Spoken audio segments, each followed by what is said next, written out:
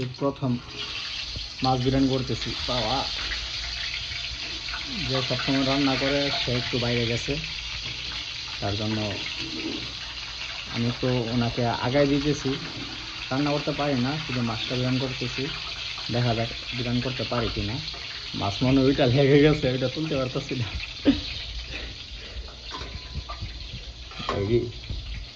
যার কাজ তার এই মানাই, এটা হচ্ছে মহিলাদের কাজ, আমাদের কাজ হচ্ছে বাহিরে। তো এটা করতে হয়, আমাদেরও করতে হয়। প্রবাসী যারা আছে বিশেষ করে তারা এই কাজটা করতে হয়, রাঁধতেই হয়, মাস্ট বি রাঁধতে হয়। তো আমি পারি না এখনও, আমি প্রায় অনেক দিন হয়ে গেছে প্রবাসে, বাট আমি রান্না করতে পারি না, ট্রাই করি না। এগুলি আমার কাছে বিরক্ত লাগে রান্না করার বিষয়টা, তাই আমি ট্রাই করি না। দেখা যাক, কেউ নাই রুমে, কেউ নাই, সবাই বাইরে গেছে, তো কাজেই বাইরে গেছে। তো আমি ভাতটা রান্না করলাম, আর ভাবলাম যে মাছটা আগাই দিই, বাজি করে দিই, তারপরও বাকিটা করে ফেলবে, তরকারি রান্না করে ফেলবে। দেখা যাক, সাহস করে নিলাম আর কি, করতে পারি কিনা। বারে বারে লড়ে যাচ্ছে।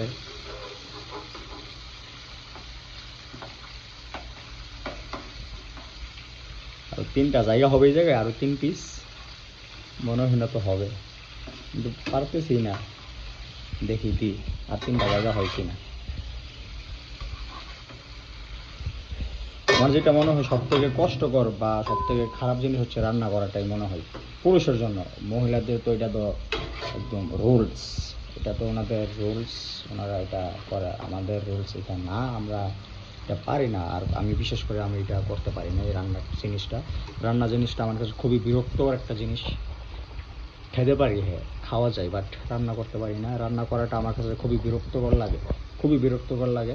এই যে ভাত, গরম অনেক, হাত পড়ে গেল।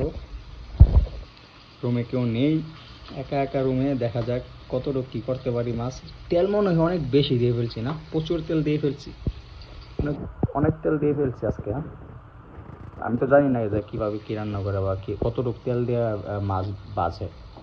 তেল, প্রচুর তেল দিয়ে ফেলছি। আল্লাহ জানে মাছ বাজে হয় কি না তো তেলের মধ্যে। দেখা যাক কি হয়, কতটুকু করতে পারি। সাথেই থাকুন।